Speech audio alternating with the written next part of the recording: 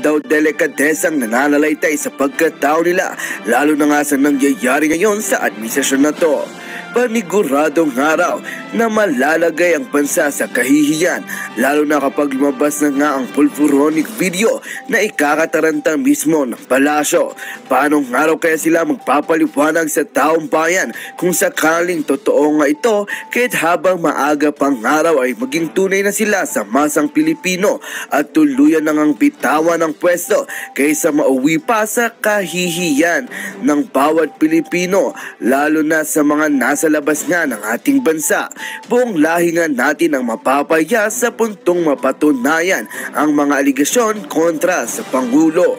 Well, ito nga ang balitang ating pagkakatutukan.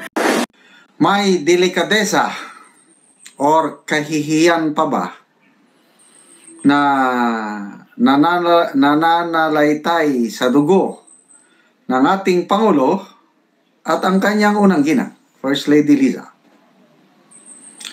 Okay, bakit ko natanong yan? Delikadesa, yung honor ba? Kasi sa nangyayari ngayon sa administrasyong ito, nako, malalagay po tayo sa kahihiyan. Okay?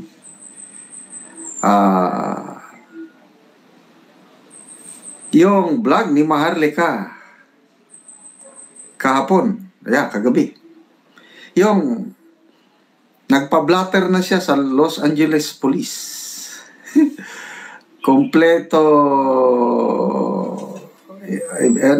yung background and everything na dati number 1 supporter, ngayon binabatikos na. Tapos sabi ng police, is she the First Lady of the Philippines? Yes!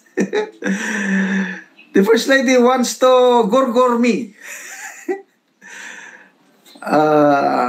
These are allegations ni Madam Maharlika, but opinion.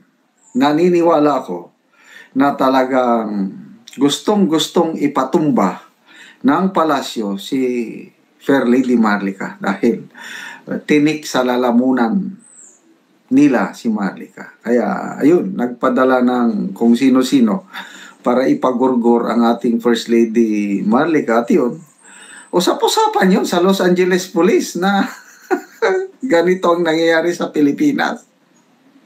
Di ba nakakaya? Dati mga BFF, ngayon mortal na magkaaway. So yun, isang kahiyan na yun.